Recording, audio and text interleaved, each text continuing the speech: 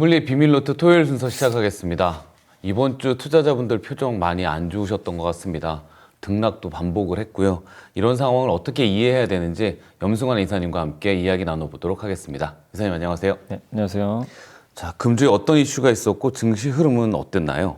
이번 주 들어와서 그러니까 1월 내내 달렸죠. 그냥 엄청 달리다가 이제 이번 주 들어와서 분위기가 완전히 바뀌어 버렸습니다. 그래서 사실 뭐 월요일 날 대폭락을 하고 그냥 화요일 날은 또 대폭등을 했어요. 네. 저는 지수가 7% 오른 거를 거의 본 적이 없는데 삼성전자가 11% 오르고요, 그날. 그래서 또 분위기 좋았는데 또 목금 이렇게 또 휘청이고 뭐 미국은 뭐 반등도 못 하고 그냥 무너져 버렸고. 근데 이제 이 원인은 여러 가지가 있겠죠. 일단은 계속 뭐 미국 말씀드렸던 것 중에 하나가 3년간 두 자릿수 이상 상승을 계속했기 때문에 일단 이제 빅테크 중심의 피로감이 되게 많이 쌓여 있거든요. 근데 그런 상황에서 케빈 호시 연준 의장, 이 사람이 사실 어떤 정책 펼칠지 아무도 모르는데 공포죠, 막연하게. 근데 그게 빌미가 되면서 금은 가격이 폭락을 했고, 그게 이제 사실 금은 안전자산이지만 지금은 안전자산으로 보기보다는 오히려 위험자산으로 보죠. 변동이 너무 크니까. 그리고 거기다가 또 엔트로픽의 클로드 코어기라는 게 나왔는데 이게 법률 서비스를 대체할 수도 있다. 그러다 보니까 이게 법률 서비스에서 끝나겠냐? 소프트웨어 이제 필요 없는 거 아니야? 이제 그 공포가 들어서 소프트웨어 기업들이 다 급락을 하고 뭐 정말 무섭게 빠졌습니다. 그래서 사실 이번 주에 호재도 있어요. ISM 제조업 지수가 50 넘어서 되게 좋은 거거든요. 경기가 확장된다는 얘기인데 그런 게 다 묻혀버렸고, 또 메모리 반도체 가격 오르는 건 삼성한테는 좋지만 퀄컴이나 ARM 같이 어떻게 보면 이제 스마트폰에 들어가는 칩을 만드는 기업들은 스마트폰 수요가 줄어버리거든요. 칩값이 너무 오르니까. 그래서 이 기업들도 주가가 급락을 했고, 알파벳이 그렇게 좋은 실적 내고 투자 많이 하는데도 주가 빠집니다. 네. 왜 투자 이렇게 많이 하냐가 이제는 또 악재가 되고 있어요. 시간 외에서 또 많이 더 네, 빠지더라고요. 맞습니다. 거기다 비트코인까지. 뭐 비트코인 7만 달러가 이제 붕괴돼가지고 좀 무너졌는데, 어쨌든 지금 전반적으로 저는 뭔가 구조적인 문제가 생겼다기보다는 시장 전반적으로 피로감이 노출된 상황에서 또 일부 자산들이 너무 올라간 것도 있잖아요. 특히 뭐 금은 좀 네. 진짜 많이 오르긴 했죠. 또 그런 상황에서 이런 좀 악재들이 좀 나오다 보니까 시장이 위험 회피 현상이 좀 생기면서 이번 주는 굉장히 좀 변동성이 극대화되는 모습이 나왔다라고 말씀을 드리겠습니다. 그 케빈 오씨가 연준 의장이 되면서 금은이 떨어졌는데 어떤 연관성이 있는 거예요? 근데 이 사람이 이제 2008년 금융위기 때 무슨 일이 있었냐면 이제 최연소 연준 이사였죠. 그래서 그때 양쪽 하나를 했어요. 벤 버냉키 의장이 이제 위기니까 돈을 막대기 풀었는데 그때 그걸 반대했어요. 돈 풀면 안 된다. 왜냐면 인플레가 발생하니까. 그래서 연준 이사직에서 그냥 본인이 나가버렸어요. 물러나버렸죠. 이 이미지가 너무 강하잖아요. 그러니까 이 사람은 매파다. 이미지가 씌어져 있어요. 근데 그러다 보니까 케빈 호씨가 이제 막상 지명이 되니까 시장에서는 좀 실망했던 것 같아요. 이 사람 긴축하면 어떡하지? 가뜩이나 지금 금리 동결로 좀 가고 있는 분위기에서 인상하는 거 아닌가 이제? 약간 이제 공포. 사실 진짜 이건 막연한 공포인데 뭐 이분은 아무 얘기 한 것도 없거든요, 사실 당시에.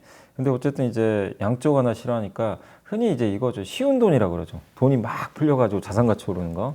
이제 이 시대 끝난 거 아닌가? 근데 여기서 제일 많이 올랐던 것 중에 두 가지가 금과 은이죠. 특히 은은 정말 기록적인 상승세를 보였잖아요, 그동안. 그래서 돈 풀리고 달러 대체제로 이런 걸 선호하면서 올랐는데 이제 유동성 긴축이다. 이렇게 좀 되면서 이제 이 가격이 폭락을 했고 되돌림이 나왔고, 또 거기다가 연준의 독립성이 훼손되고 있었잖아요. 네. 그러니까 금과 은이 더 좋았죠. 왜냐하면 트럼프를 못 믿는 거죠. 달러도 못 믿겠다. 근데 이분이 소통을 되게 또 잘하는 분이라고 하니까 독립성은 지켜지겠지. 이게 또 금과 은의 또 악재잖아요, 반대로 생각하면. 그래서 이 두 가지 공포가 작용하면서 되돌림이 나왔는데, 사실 또 이런 이유도 있지만 최근에 나온 기사를 찾아보니까 특히 은 같은 경우는 너무 이제 가격이 오르다 보니까 증거금을 올려버렸거든요. 이제 보통 선물 매매할 때는 이 가격이 워낙 비싸기 때문에 자기 돈 다 내고 할 수가 없어요. 그래서 일정하게 돈을 빌려서 하게 되거든요. 근데 증거금을 올리면 이제 담보를 더 많이 내야 되기 때문에 주가가 조금만 빠져도 굉장한 이제 그 압박을 받을 수밖에 없는 상황인데, 그 증거금을 올리면 어쨌든 신용 매매하기가 되게 어렵습니다. 빚을 내서 하기. 근데 은의 레버리지가 되게 많이 들어갔나 봐요. 신용 매매. 이게 이제 오르다 보니까 투기적으로 엄청 많이 들어갔대요. 근데 그거를 이제 막아버린 거죠, 어떻게 보면. 그러니까 유동성, 거기서 또 유동성이 꺾여버린 거죠. 그래서 이게 이제 복합적으로 작용해서 금과 은이, 특히 은이 좀 폭락을 했다. 이렇게 보시면 좋을 것 같습니다. 근데 이 케빈 워시를 지명한 사람은 트럼프인데 파월 의장한테 계속 금리 인하하라고 요구했던 트럼프가 워시를 지명했는데 지금 말씀 들어보니까 약간 매파적인 사람이면 금리 인상 가능성도 있는 건가요? 근데 그럴 것 같진 않아요. 그러니까 뭐냐면 이분이 그때는 그랬지만 최근에 이제 트럼프 대통령이 면담을 다 했잖아요. 했는데 거기서 나오는 이제 언론 보도를 보면 금리 인하하겠다고 대답을 했다고 합니다. 예, 트럼프의 질문에 그렇게 했고 또 트럼프가 약간 농담조로 얘기했지만 지금 신임 의장이 금리 인하 안 하면 내가 소송 걸겠다고 그렇게 수사할 수 있다 그렇게 맞아요, 했죠. 맞아요. 그렇게 얘기를 했어요. 그러니까 약간 농담이지만 그 안에 또 뭐가 있긴 하거든요. 그러니까 금리 인하 합의 본 것 같아요. 제 너무 생각에. 멘트가 저렴하다는 생각이 드는 게 지금 파월을 수사하고 있잖아요. 네.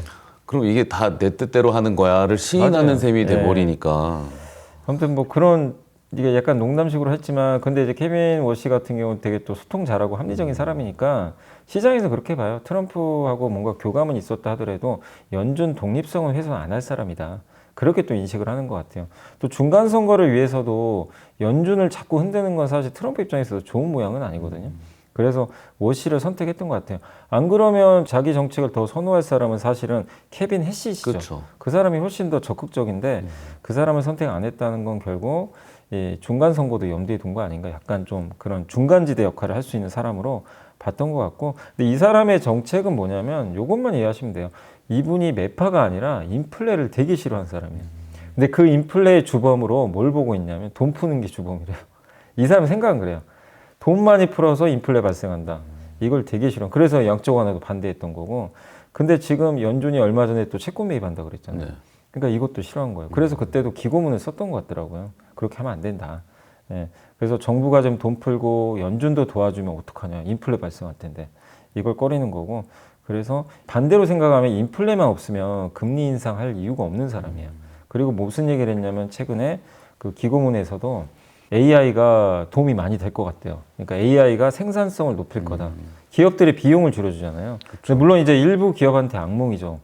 왜냐하면 요즘에 미국의 그 소프트웨어 기업들이 이렇게 그러니까요. 망가지는 게 월 구독료 받아서 기업들 인사관리 프로그램 만들어서 주고 법률 자문 서비스 해주고 하는데 그걸 만약에 AI가 대체해버리면 쓰는 회사는 좋죠. 비용이 안 드니까.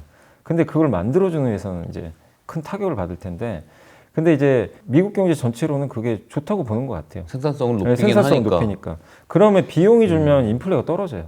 그러니까 AI가 인플레를 잡아줄 거다. 그게 효과가 생기면 자기는 금리 낮출 거다. 예. 그리고 금리를 낮춰서 AI 기업들 더 지원할 거다. 왜냐하면 AI 기업을 이렇게 비용을 줄여줘야 또 더 투자해서 생산성 더 올리고. 요 구조를 생각하는 것 같아요. 장밋빛이네요. 예, 완전 장밋빛이에요. 그게 가능할지 모르지만, 근데 이건 파웰 의장도 똑같은 얘기를 했어요. AI가 생산성 올리는 건 맞다, 지금. 그 얘기를 했기 때문에. 그래서 그 스토리가 잘 되면 이분이 오히려 케빈 워시가 되는 거는 오히려 저는 호재인 것 같아요. 그 관점에서는. 그래서 앞으로 여러분들이 보실 때 사실 뭐 이분이 또 어떤 스타일을 내놓을지는 청문회가 3월경에 있는 것 같아요. 뭐 말은 해봐야 되겠지만, 예, 가장 중요한 건 인플레 같아요. 물가만 잡히면 두려워할 건 뭐 저는 전혀 없다. 예. 근데 물가가 튀기 시작한다. 못 잡힌다. 그러면 이분은 그걸 막으려고 또 금리 인상할 가능성이 높기 때문에 인플레에 좀 달려있는 좀 상황인 것 같습니다. 이렇게 장밋빛 전망을 내놓긴 하는데 일부에서는 혹독한 겨울이잖아요. 이 소프트웨어 기업 말씀하신 것처럼. 초반에는 AI를 활용하면 기존의 소프트웨어 업체들도 생산성이 맞아요. 높아져서 좋아질 거다라고 기대를 했는데 아예 너희들 필요 없어. 이렇게 돼버린다는 우려가 지금 전반적인 시장을 악화시키고 있는 것 같은데. 네, 맞습니다. 그러니까 원래는 그런 기업들마저도 AI 써서 도움 주고 그렇죠. 이게 선순환 구조. 근데 아예 이제 그 중간지대를 없애버리는 거예요. 그러니까 기업이 그냥 뭐 예를 들면 클로드라든가 아니면 챗GPT 딱 써가지고 코딩 프로그램 써서 우리가 다 만들어 버릴게. 그렇죠. 예. 기업 뭐 그걸 하는 기업들이 그걸 완벽하게 만들면 좋죠. 그 기업들은. 근데 그걸 그동안 해가지고 월 구독료 받았던 회사들, 뭐 톰슨 로이터 같은 회사들은 이제 법률 잡은 그 데이터를 많이 주는 회사인데 거기가 완전 주가가 박살이 났거든요. 근데 결국엔 이걸 일으켰던 게 엔트로픽이 만들었던 클로드 코옥이라는 그 프로그램이었고 이게 결국엔 기업들이 이제 그동안 소프트웨어 기업들이 돈을 벌었던 구독형 이 모델을 위협할 수 있지 않냐. 그래서 지금 주가는 그런 이제 AI랑 경쟁하는 거죠. 정말 이거는 너무 막강한 경쟁자가 진입을 한 거죠. 그래서 무더기로 좀 신저가를 좀 기록을 하고 있는데 어쨌든 참 이제 무서운 일이죠. 예, 어떻게 보면 최근에는 뭐 몰트봇이라고 아마 이게 보신 분들 계실 거예요. 아니 AI끼리 서로 대화하고 있어요. 그러니까 이게 또 섬찟한 게 뭐냐면 이제 이러면 진짜 인간이 필요 없어지는 세상인가? 그 사용자에 대한 뒷담화를 하고 있더라고요. 맞아요. 거기에서. 그게 와 너무 우리 좀 주인은 내 능력의 절반도 쓰지 못하는 것 같아. 뭐 이러면서. 맞아요. 그러니까 이게 사실 좀 섬찟하기도 네. 하죠. 근데 어쨌든 그런 시대가 열리니까 야 AI가 모든 걸 다 대체하는 것 같다. 그 공포감이 실제로 이제 작용하는 거죠. 그래서 이제 이게 나스닥 지수나 이런 데도 안 좋게 작용했고, 근데 또 엔비디아 젠슨항은 물론 워낙 또 제가 봤을 땐 젠슨항도 뭐 공포를 안 느꼈을 거라고 생각은 안 하고 있지만 어쨌든 말은 굉장히 또 안정된 말을 했어요. 뭐냐면 AI가 소프트웨어를 다 대체할 수는 없다. 예. 그러니까 드라이버라는 용어를 쓰더라고요. 이게 드라이버 이렇게 요걸 써가지고 AI가 어쨌든 이제 드라이버를 지금 시장에 생각하는 건 아예 드라이버를 개발할 걸로 좀 생각하는 것 같아요. 그럼 드라이버가 AI가 개발하면 드라이버 만드는 회사 필요 없잖아요. 근데 젠슨항이 했던 얘기는 드라이버가 잘 작동되게 도와주는 게 AI지 드라이버를 만드는 건 아니다 AI가. 그렇게 좀 약간 얘기를 했지만 시장은 뭐 그거보다는 진짜 없어지면 어떡하지? 지금 공포를 느끼고 있는 것 같아요. 에이전트 기능이 나오니까 게임도 그런 것 같아요. 게임 맞아요. 업체들도 걱정인 게 예전엔 막 여러 파트가 나눠서 일을 했지만 지금은 이러이러한 스토리로 이러한 비주얼로 만들어줘 하면 만들어줄 것 같은 느낌이 들거든요. 맞아요. 그래서 이제 나온 게 구글 프로젝트 지니 3라고 네. 하는데 요게 놀라운 게 중세 시대에 어떤 마을 그려줘 그 영상 그러니까 요걸 만들어줘 그 환경을 만들면 그 진짜로 만들어주고 거기서 그 캐릭터가 안에서 돌아다닙니다. 실제로. 그게 이제 공개가 됐죠. 그래서 게임 개발사들하고 게임 엔진 만드는 이제 대표 회사가 유니티라는 회사가 있는데 거기가 이제 주가가 하루에 24% 이제 폭락을 했죠. 이제 게임도 처음엔 그랬거든요. AI가 도움될 거다. 그렇죠. 예, 인건비도 줄여주고. 네네. 근데 그게 아니라 아예 AI가 게임을 다 만들어 버린다. 이 공포로 넘어가니까. 근데 사실은 게임은요, 이런 이제 그 장편 게임도 있고 게임도 종류가 많지만 이런 게임들은 저는 사실 인간이 반드시 들어가야 된다고 생각하거든요. 그 게임의 그 캐릭터라든가 그 스토리텔링 있잖아요. 그런 것들을 그런 감성 같은 거는 제가 봤을 때 아직은 AI가 대체하기 좀 어렵다고 보고 있는데 그런 것들을 그냥 뭐 단지 구글 프로젝트 진이 나왔다고 갑자기 그럼 게임사들이 존재감이 없어지고 그럴 가능성이 높지 않고 아까 소프트웨어도 마찬가지입니다. 이 중요한 데이터들이 있어요. 기업과 그동안 거래했던 이런 것들을 AI한테 이걸 다 넘겨주기도 어렵거든요. 또 기업 간의 관계도 있기 때문에 비용도 중요하지만 근데 지금 시장은 일단 지금 그 케빈 오시부터 시작을 해가지고 지금 하락 재료만 찾고 다니는 것 같아요. 지금 밸류가 너무 높아서 그런 것도 핑계를 있어요. 찾는다라는 표현을 그런 쓰는 것도 분들 있고요. 계시던데. 사실 이것도 지금 1, 2년 안에 일어날 일은 아니거든요. 좀 시간 걸려요. 근데 물론 이게 위기가 아니라는 건 아니에요. 이 기업들 중에 몇 년 후엔 생존이 위태로운 기업도 있을 겁니다. 분명히. 근데 이거를 또 기회로 삼는 기업도 있을 거 아니에요.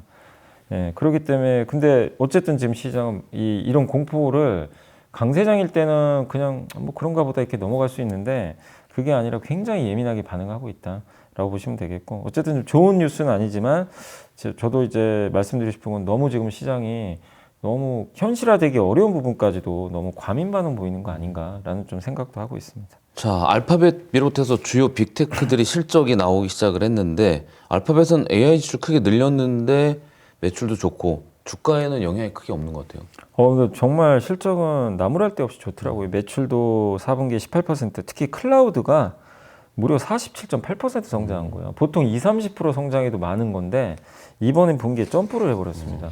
그래서 정말 놀라울 정도에서 이 정도면 주가가 10% 올라야 됩니다. 강세장이면. 근데 그날 그냥 마이너스에 끝나버리더라고요. 그리고 제일 관심사가 자본 지출, AI 투자인데 요 가이던스죠. 올해 얼마 할 거냐. 예상이 1155억 달러 투자를 예상했어요. 근데 작년보다도 훨씬 많은 지금 1750억에서 1850억 달러를 발표를 했습니다. 작년에 95%, 예상치의 50% 이상을 이제 더 투자하겠다고 발표를 한 거죠. 그러니까 우리가 생각한 것보다 미국 빅테크는 AI 투자를 굉장히 앞으로 더 늘릴 것 같은 지금 상황이고 실제로 그렇게 하고 있고 너무나 공격적으로 하고 있고 제미나이 그 앱 사용자도 월간 기준으로 7.5억 명. 많이 늘었어요. 예, 옛날에 그 얼마 전에 챗GPT 사용자가 한 9억 명인가 8억 명 됐던 것 같은데 어쨌든 월간 사용자도 엄청나게 좀 늘어날 정도로 좋은데 일단 지금 시장은 소프트웨어 기업들 그리고 뭐 알파벳 좋은 건 알겠는데 지금 너무 투자 많이 하는 거 아니냐. 이걸 오히려 악재로 보고 있어요. 그런 것 같아요. 투자 많이 하는 거를. 그래서 투자 많이 해서 그래도 구글은 돈 버니까 덜 빠진 거예요. 근데 투자하고 돈 못 번다 그러면요. 그냥 주가가 이 곤두박질 쳐버립니다. 근데 어쨌든 지금 시장의 잣대가 좀 바뀌었다. 예. 투자 많이 하는 것도 좀 그렇게 좋게 생각하는. 사실은 이거는 저는 좀 다행이라고 생각하는 게 만약에요. 자본 지출 줄였다고 생각을 해보세요. 그럼 이거는 우리나라 반도체 난리가 납니다. 그렇죠. 진짜 이건 엄청난 데미지예요. 물론 삼성전자 하이닉스도 빠졌지만 그래도 우리가 좀 긍정적으로 볼 수 있고 여전히 삼성 하이닉스를 긍정적으로 이렇게 계속 들고 갈 수 있다고 보는 건 자본 지출은 역대급으로 늘리고 있거든요. 근데 이거는 결국 반도체거든요. 그렇기 때문에 그 부분은 위안거리지만 일단 전반적인 미국 시장을 바라보는 관점은 굉장히 좀 보수적으로 바뀌었다. 이렇게 봐야 될 것 같습니다. 아마존도 실적도 잘 나왔는데 여기도 투자 많이 한다. 근데 여기는 실제 이 투자를 통해서 얼마나 이익을 얻을까 이런 물음표가 생겼던 것 같아요. 네, 아마존도 실적 좋았거든요. 좋고 특히 AWS 그 클라우드죠. 네. 요게 이제 24%. 사실 그동안 클라우드 성장률이 24년 1분기에 17.2였고 25년 3분기가 20.2예요. 그 안에서 왔다 갔다만 했어요. 그러니까 정체돼 있었거든요. 성장률은. 이번 분기 위로 튀어버렸어요. 23.6으로 점프. 그럼 사실 이거 환호해야 되는데 그렇죠. 시간에서 주가가 폭락을 해버렸어요. 이유를 알아봤더니 그 작년에 1,318억 달러에 투자를 했습니다. 자본 지출. 올해 얼마 하냐면 2,000억 달러. 여기도 늘려버렸죠. 엄청나게. 역시 그거죠. 성장하는 건 알겠다. 뭐 클라우드. 근데 이렇게 돈만 들여가지고 나중에 이게 회수가 될 수 있을까? 좀 의심하는 것 같아요. 그리고 또 사실 아마존의 주요 고객사들도 이번에 소프트웨어 기업들이 망가졌잖아요. 그들이 다 고객사예요. 어떻게 보면. 그렇겠네. 여기가 안 좋아지면 여기도 이제 휘청거릴 수밖에 없는 거죠. 이제 그걸 좀 막연하게 두려워하는 것 같아요. 그래서 좋은 실적을 그런 부분들이 완전히 가리면서 지금 아마존도 어쨌든 주가가 좀 좋지 않게 반응을 했습니다. CEO가 발표할 때 그 엔비디아 GPU 대신에 자사 칩을 쓰겠다. 그래서 뭐 네. 가성비 있게 하겠다고 맞아요. 했는데 거기에 대해서도 약간 의구심이 드는 그런 평가들이 그죠? 나오더라고요. 네, 맞습니다. 자, AMD 실적이 나왔는데 AMD도 폭락을 했네요. 예, 그러니까 이게 좋아도 참 빠지니까 사실 미국 주식 투자하신 분들이 좀 좋아하는 게 잘 나오면 잘 나온다고 그렇죠. 그대로 반응하고 사실 한국은 좀 옛날에 반대가 많았죠. 잘 나와도 빠지고. 근데 오히려 좀 요즘 미국은요 잘 나와도 빼버리더라고요. 그만큼 시장이 굉장히 좀 예민하게 좀 바뀌었다라고 보시면 되겠고 데이터 센터 매출이 39%나 급증했는데 이걸 시장은 뭐 인정을 별로 안 하고 있는 그런 상황이고 일단 왜냐하면 눈높이도 되게 높아요. 높다 보니까 그런 부분도 있고 엔비디아 대비해서 과연 AI 점유율을 확대할 수 있겠냐 이 고민에다가 요새 엔비디아도 힘들잖아요. 근데 이런 상황에서 아까 아마존도 그렇고 구글도 자기가 이제 자체칩 만들어 버리면 이건 당연히 그 AMD한테도 썩 좋은 뉴스는 아니거든요. 이제 이런 것들에 대한 좀 의심 좀 있어서 다만 이제 오픈 AI랑은 파트너십을 체결을 했기 때문에 올해 하반기에 좀 관건은 이거예요. AMD를 보시는 분들은 GPU 공급을 할 거거든요. 요게 이제 얼마만큼 오픈 AI GPU가 잘 공급될지 정말 중요한 고객사니까 그게 잘 된다면 주가는 또 복원하겠지만 어쨌든 당분간은 지금 엔비디아 뭐 이렇게 자체칩 이슈라든가 엔비디아에 대비해서 아직도 점유율이 낮은 편이고 그러니까 좋은 실적에도 시장은 좀 약간 우려들을 좀 하고 있다라고 보시면 되겠습니다. 반대로 팔란티어 같은 경우에는 실제 AI를 활용해서 매출을 일으키고 이익이 독보적으로 나오는 회사인데도 주가가 역시 내려갔어요. 그래도 그날 올랐어요. 그날은 올랐어요. 예, 발표한 날은 올랐어요. 그러니까 왜냐하면 요새 여기도 소프트웨어잖아요. AI 소프트웨어니까 요새 그냥 다 정말 그런 표현 쓰다 학살당하고 있다 진짜. 막 정말 무서운 표현을 쓰고 있는데 팔란티어는 살아남았어요. 왜냐하면 2024년 4분기 매출이 전년 동기 무려 70% 증가했고 눈높이가 엄청 높은데도 그걸 넘겨버렸어요. 지난 3분기가 63% 성장인데 4분기는 무려 70%. 그러니까 숫자로는 뭘 어떻게 할 방법이 없어요. 너무 잘 나오니까. 그리고 아직 납품하지 않은 수주, 그러니까 수주 있죠. 수주 잔고가 무려 143%나 급증했대요. 고객사가 많이 늘고 있다는 얘기죠. 그리고 올해 매출 가이던스도 61% 올해 성장한다. 원래 시장 기대치보다 14.7% 더서 작년에 56.3% 성장했거든요. 그럼 우리가 생각해도 올해는 아무래도 좀 성장률이 둔화되는 게 맞잖아요. 이렇게 56% 성장했는데. 근데 올해 61%또 성장한대요. 그러니까 이제 뭐 매도 세력들도 할 말이 없는 거죠. 이거는 야, 여기는 진짜 AI로 돈은 진짜 잘 버는구나. 근데 대체제도 없고요. 그래서 지금 시장은 이걸 원하고 있어요. 저번에 한번 메타도 설명드렸고 팔란티어의 공통점이 있어요. AI로 돈을 벌어요. 투자해서 진짜 돈 버는 걸 보여줘요. 근데 앞서 말씀드린 기업들은 돈을 안 번다는 게 아니라 AI 투자한 만큼 나오냐 이거죠, 지금. 돈이. 지금은 왜 그거를 검증을 못 하냐면 아마존이나 알파벳이나 아니면 마이크로소프트가 지금 투자하는 거 있잖아요. 네. 데이터 센터. 요거 데이터 센터를 이게 완공되는 게 27년, 28년 돼야 되거든요. 그때 가서 확인이 가능해요. 그러니까 억울할 수 있어요. 아니, 우리 지금 짓고 있는데 뭘 검증을 하는 거야. 근데 인내심이 없어요, 지금. 없기 때문에 시장은 메타나 팔란티어는 선택합니다. 진짜 보여줬네, 돈 버는 거. AI로. 광고 효율 올리고, 고객 늘리고. 근데 안 그러면 철저하게 지금, 패고 있다. 그게 지금 이번 실적 발표에서도, 그래서 제가 팔란티어도 왜 설명을 드리는 거냐면, 지금 미국 시장이 그걸 원하고 있다. 이걸 좀 말씀드리고 싶어서 한번 이제 그 언급을 해드린 겁니다. 자, 또 많은 관심을 갖고 있는 비만 치료제 시장의 양대 산맥도 희비가 갈렸는데 일라이릴리는 급등하고 노보노디스크는 폭락을 했습니다. 비만 치료 시장에는 어떤 이슈가 있나요? 여기도 똑같아요. 그러니까 향후 전망에 대한 차이인데 일라이릴리는 매출 가이던스를 800억에서 830억 달러 제시했거든요. 예상이 770억 달러니까 훨씬 잘 나왔잖아요. 근데 노보노디스크는 이게 보통은 성장을 예상하는데 마이너스 5%에서 마이너스 13% 우리 매출 감소할 것 같다. 매출이 줄어드는 걸 발표해버린 거예요. 그러니까 시장이 놀래버린 거죠. 그래도 미미하게나마 성장할 줄 알았는데 그게 아니었던 거죠.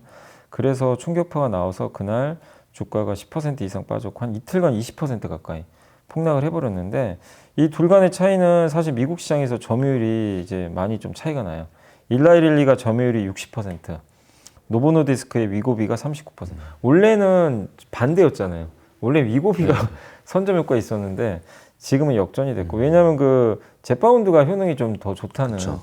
그런 부분이 있다 보니까 그리고 또 이것도 있어요. 특허 기간도 차이가 있어요. 일라이릴리가 그 제파운드 특허가 2036년인데 위고비가 좀 짧아요. 2031년. 근데 캐나다 같은 일부 국가 있죠. 네. 여긴 특허가 끝났대요. 아, 그럼 그 뭐 나라에서는 복제약이 나와요. 근데 금요일 날 무슨 이슈가 있었냐면 이것도 이제 굉장히 중요한 이슈인 게 힘스앤허스라는 회사가 복제약을 발표한 거예요. 위고비에. 그냥 제너릭이죠. 그대로 본떠서 만든 그걸 공개를 했어요. 그래서 그날 노보노디스크가 또 폭락을 했습니다. 이게 발표는 했는데 그래서 나왔던 얘기가 뭐냐면 노보노디스크가 바로 공지를 했어요. 경고를 한 거예요. 이제 화가 많이 나가지고 너네 불법 복제다 이거. 이거 왜냐면 이 세미클루타이드라고 하는데 얘네 특허 물질이거든요. 네. 이게 2031년까지 지금 특허로 보장돼 있어요.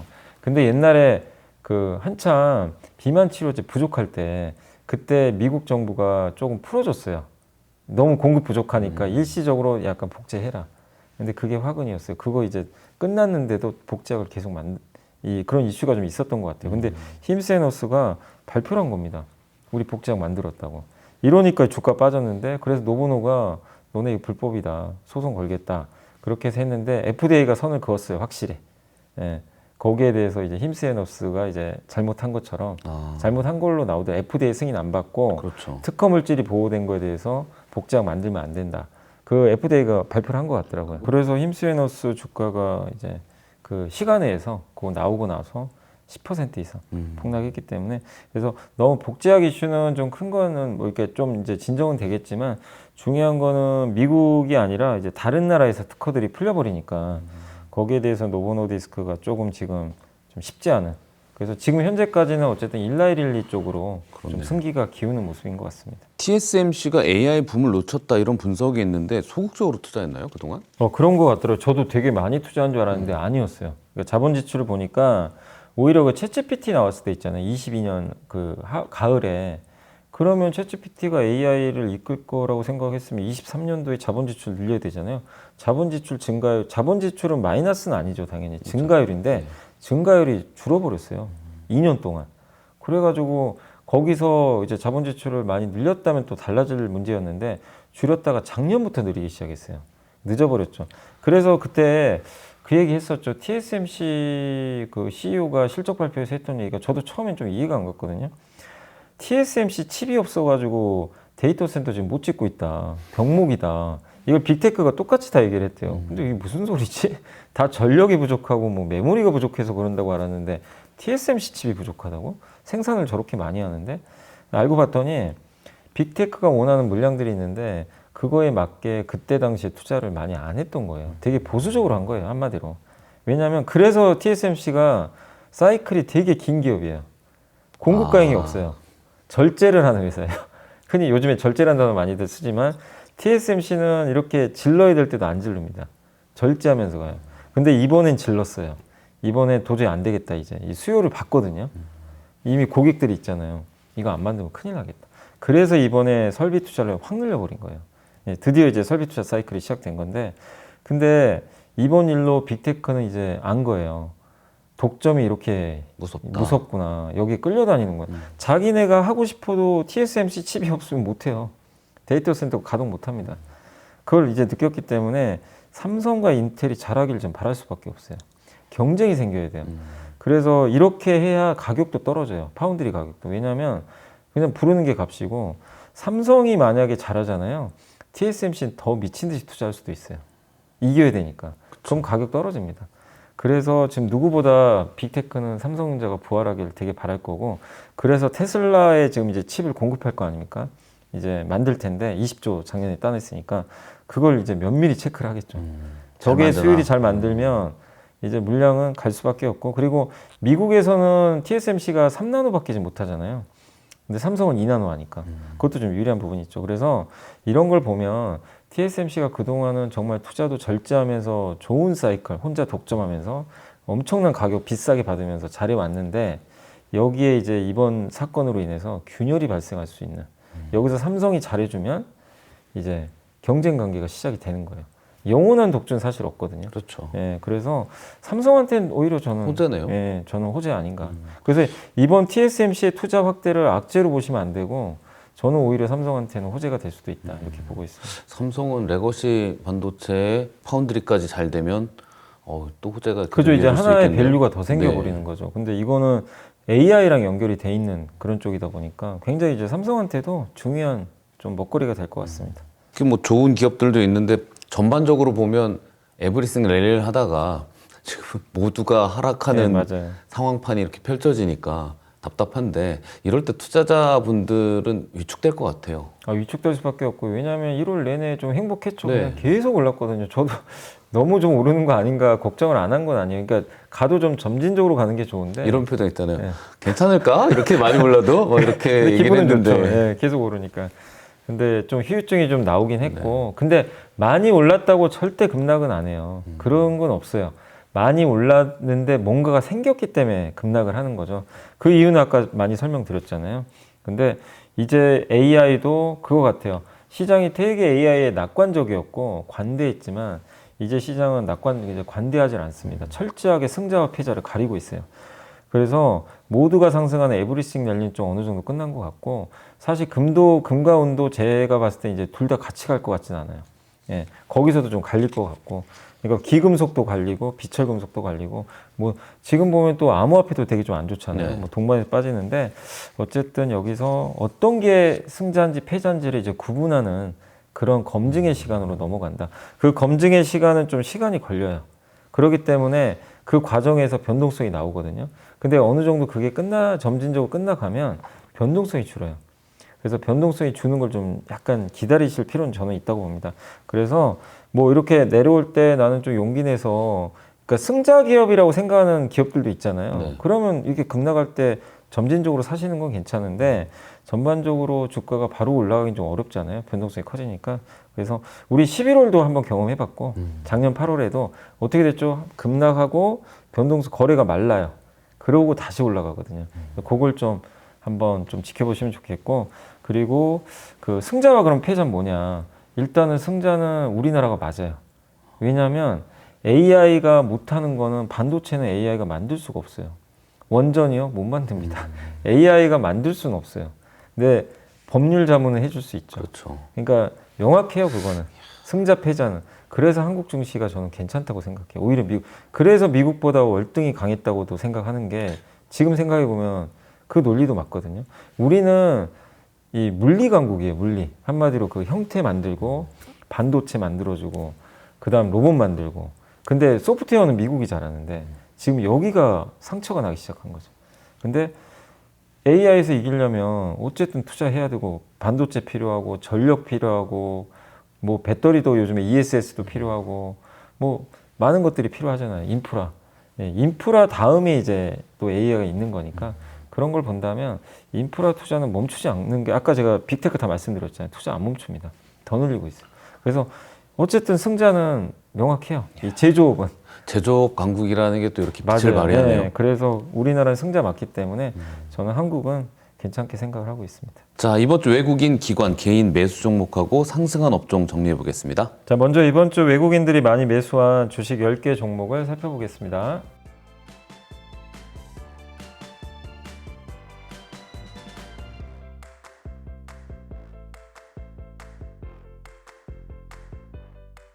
이번에는 기관들이 이번 주 많이 담은 10개 종목을 알아보겠습니다.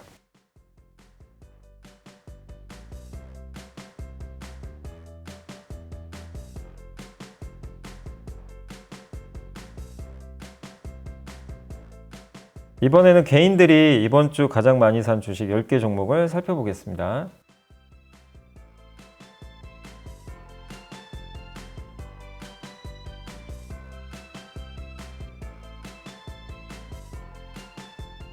이번에는 이번 주 상승한 10개 업종을 살펴보겠습니다.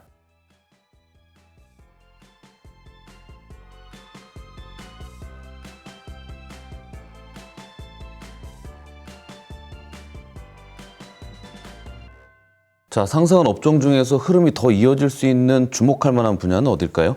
아무래도 이번 주에 좀 강했던 거는 좀 이제 소외받았던 내수주가 흔히 이제 중국인들이 올 때 돈 쓰는 그런 업종들 있죠. 근데 춘절 이제 일주일 남았잖아요. 이제 얼마 안 남았기 때문에 그래서 당분간 이쪽 좀 계속 괜찮을 것 같아요. 특히 뭐 백화점이나 호텔, 카지노 이런 섹터들이 계속 좀 각광받을 것 같고 또 한 가지는 그쪽 같아요. 그 건설 기계도 좀 괜찮을 것 같은 게 물론 종전이 될지 안 될지 모르지만 지금 갑자기 종전 이슈가 예. 생겼잖아요. 또 그래서 포로 교환하고 그렇더라고요. 네, 그래서 좀 어느 정도 예전보다는 조금씩 구체화되는 것 같아서 굴삭기 쪽도 일회성으로 볼 필요는 없는 것 같아요. 그래서 건설 기계까지 좀 하셔가지고 이렇게 좀 소외받던 업종들이죠. 어떻게 보면 그동안 뭐 AI 갈 때 이런 업종들을 조금 더 주목하시면 좋겠습니다. 자, 이사님이 선정한 이번 주의 보고서는 제목이 재밌습니다. 호텔. 그래서 잘 곳은 있고 맞습니다. 어떤 안 내용인가요? 그래도 이제 요즘에 호텔 또 보고서도 간간히 나오는데 이게 신한투자의 김태훈, 최승환, 조상원 연구원님이 그러니까 제목이 그거예요. 그래서 잘 곳은 있냐. 그러니까 사람들이 그 작년에 이제 방한 외국인이 역대 최고치 찍었어요. 제일 많이 왔고 올해는 아마 2천만 명 넘을 것 같고 그래서 올해도 많이 올 것 같은데 근데 관광객 비중은 중국이 제일 많아요. 29%, 일본이 19% 이렇게 나눠지는데 근데 중국이 한일령을 때려버렸죠. 그래서 일본 관광객은 이제 위축되죠. 그래서 일본행 비자 신청 건수를 중국이 3월까지 기존의 60%로 줄여버리고 있대요. 이 반사이익은 우리가 얻겠죠. 그래서 12월 중국의 해외 항공편 중에서 가장 인기 있는 노선이 서울행 항공. 실제 3.3배나 증가했대요. 그러니까 이건 진짜 한일령 효과를 받는 거죠. 거기다가 우리나라 또 한류 열풍도 여전히 뜨거우니까 그래서 서울 호텔 가자, 서울로 가자 이런 이제 분위기인데 문제는 여기도 반도체랑 똑같죠. 공급은 없어요. 공급이 없습니다. 2016년부터 16년까지 연평균 서울 호텔이 7.3% 증가했는데 2019년부터 25년까지는 연평균 3.7%로 증가율이 둔화됐고 그마저 지금은 이제 외국인이 더 많이 오니까 증가를 좀 하더라도 공급은 턱없이 부족할 수밖에 없고 그 숙박시설 인허가 건수를 보면 아무리 그래도 호텔 만드는데 최소 2년은 걸리잖아요. 그렇죠. 뭐 당장 공급할 수 있는 건 아니거든요. 그래서 지금 계속해서 이 호텔 객실 점유율 코로나19 이전에 한국 호텔의 평균 객실 점유율이 60% 초반인데 24년도에 68%. 아마 작년에는 70% 넘었을 거예요. 그 수치가. 그리고 이렇게 되면 객실 단가 오르잖아요. 그렇죠. 객실 단가가 코로나19 이전에 17.7만 원이었대요. 11만 7천 원. 근데 24년도에는 16만 9천 원. 근데 작년 기준이면 더 올라갔겠죠. 아무래도. 그러면 호텔 기업들한테는 당연히 좋을 수밖에 없는데 이런 비슷한 사례가 싱가포르에 한번 있었대요. 싱가포르가 좀 이 서울과 좀 비슷한 도시래요. 크기가 좀 더 커요. 그렇죠. 서울보다. 좀 더 큰데 초고밀도. 그리고 굉장히 깨끗하고 안전도 하고 위생적이기도 하고 중국과 또 가깝습니다. 근데 여기도 호텔이 좀 부족했대요. 예, 그러다 보니까 여기도 3성급 이상의 이제 미드티어 호텔이라고 하는데 여기가 전체 83.3%인데 여기가 객실 점유율이 80%가 된대요. 굉장히 높은 거죠. 만성적으로 공급이 부족했는데 그러다 보니까 이 객실 단가가 계속 올라갔다고 합니다. 예. 그러니까 이게 이제 우리나라한테 시사하는 바가 이제 비슷하다는 거죠. 환경도 비슷하고. 근데 작년에 원래 싱가포르가 서울보다 관광객이 더 많았잖아요. 한국보다. 관광이 더 많았거든요. 작년에 우리가 역전해 버렸어요. 외국인 관광객이 작년에 싱가포르가 1696만 명, 우리가 1870만 명. 그래서 이제 오히려 우리나라 쪽으로 더 오는 모습인데 이렇게 본다면 한국이 그 싱가포르가 걸어왔던 길을 좀 걷지 않겠냐. 그래서 호텔 좀 긍정적으로 보자는 내용이고 최선호주는 이제 GSPNL, 그다음에 서부 T&D 이런 기업들을 얘기해 주셨고 이제 안 그래도 춘절 또 다가오니까 중국인들 더 올 것 같고 약간 피난처 역할도 하는 것 같아요. 지금 주도주들이 많이 힘들잖아요. 근데 내수주는 약간 피난처. 그래서 호텔주들이 최근 주가 흐름도 좀 견조했던 것 같습니다. 이 호텔주나 이런 거는 변동폭은 크진 않죠. 크진 않아요. 근데 중간중간 이게 한 번씩 또 빼요. 이렇게 크게 오르다가 빠지는 경우들이 있는데 아무래도 내수주다 보니까 뭐 변동성은 그렇게 크진 않은 편입니다. 자, 연불의 비밀노트 토요일 순서 여기서 마치겠습니다. 저희는 다음 주 전망을 알아보는 일요일 순서에서 찾아뵙겠습니다. 감사합니다. JP모건은 또 코스피 목표치를 7,500까지 제시했는데 목표는 6,000인데 이제 낙관적인 시나리오가 혹시 나온다면 뭐 7,500까지는 가지 않겠냐. JP모건은 어쨌든 한국은 아시아 내에서 가장 선호하는 비중 확대 시장이다. 지역 내 우위는 평균 7년 정도 지속된대요. 근데 이제 1년 됐대요. 근데 전망은 좋은데 변동성이 요즘 너무 네. 커서 또 설 명절 앞두고 어떻게 대응해야 되나 하는 고민도 생깁니다.